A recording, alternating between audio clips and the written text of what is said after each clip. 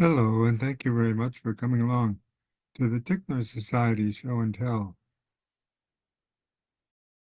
My name is Tim Weiskel, and I'm going to be joined by Carmen Valentino to talk about the Hungarian Empire and the border with Turkey in the Ottoman period. I'm an anthropologist and historian, and Carmen's a bookseller and literary expert of languages in Eastern Europe. I bring naivete to the questions here because I don't know any of the Eastern European languages, and I don't know much about the history of this region either.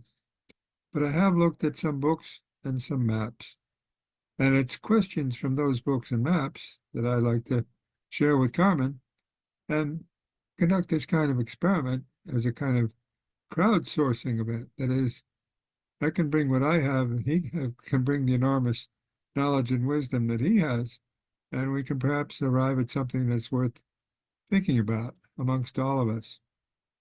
The whole idea is to look at the Hungarian-Turkish border in Ottoman times. I do this through maps, in large part because I spend a lot of time looking at maps, and in large part because they're printed in English and French usually, and I can make my way in those two languages. Like this map of the Royaume, as they say, in de Hongrie. And if you look at it in detail, you can learn something pretty quickly just from the labels. Hongrie is spelled in the French spelling, as is Transylvanie, and Turk, Turkey d'Europe is an indication of Turkey in Europe. There's also an indication of l'Esclavonie. Esclavonie, well, that's pretty interesting in itself, and it's pretty problematic because the French word for esclave is what we use for slave.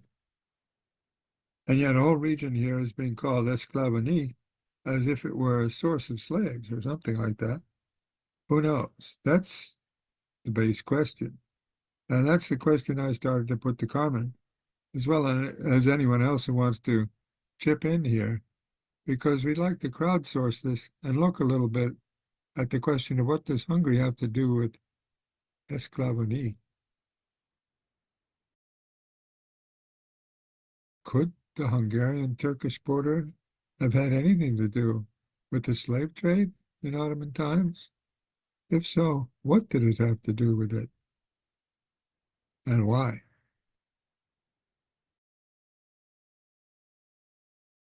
Why have we forgotten about this? You could ask yourself, if it actually exists. Or why were we never told about it? Well, it's pretty complicated, and that may be one of the reasons itself. In fact, there are a lot of reasons why we wouldn't have heard about it. But if you look at a map from that period, in 1648, for example, European history is not all that straightforward.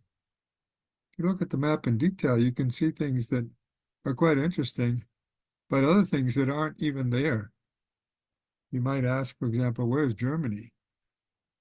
Germany doesn't exist in 1648, according to this map. The Brandenburgs are up here. Russia is somewhere around here.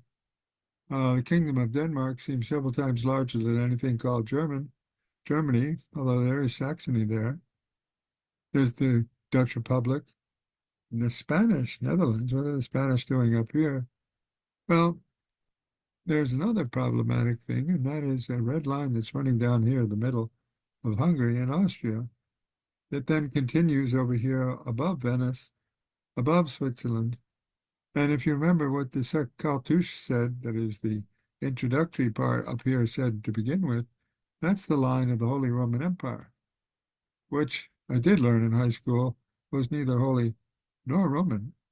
That's quite clearly not Roman at this point, because the Papal States are down here and the Rome itself. But the Holy Roman Empire is up here. The other big aspect of this is the green, which is a huge empire of the Ottomans in 1648.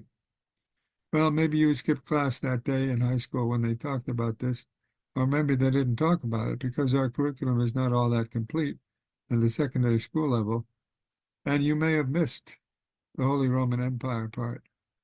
In any case, you can look at period maps, maps that are made in the period, and get a sense of what's going on if you can see them.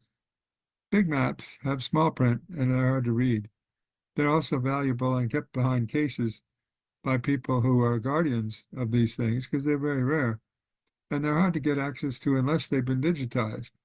Fortunately, if they've been digitized, any high school kid can tell you how to get into it and look at it very easily.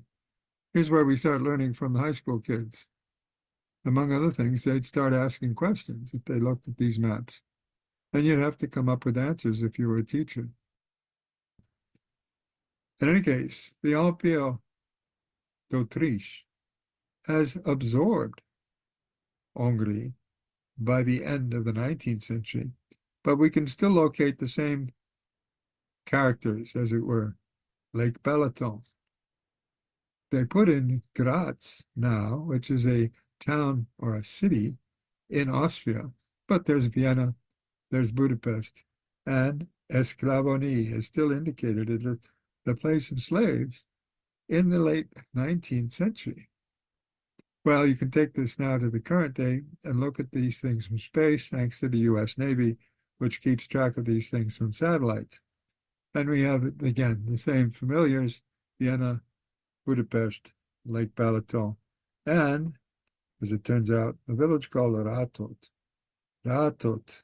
We're given the coordinates of it here, 46 degrees and 16 degrees, and then minutes and hours, or hours and seconds and the like, and you can locate it exactly. Why is Ratot of interest? Well, perhaps not on a global scale, but Ratot turns out to be of interest to me for a number of interesting reasons. You can drive there, for one, and find out about it.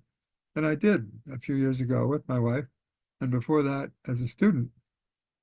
I was in search of these people. I eventually found where they were buried, although they were long since dead. I say long since in the sense that Joseph died in 1926, but his wife lived till 1957. I was 11 years old at that time. I could have met her. I didn't, and I'm sad I never did.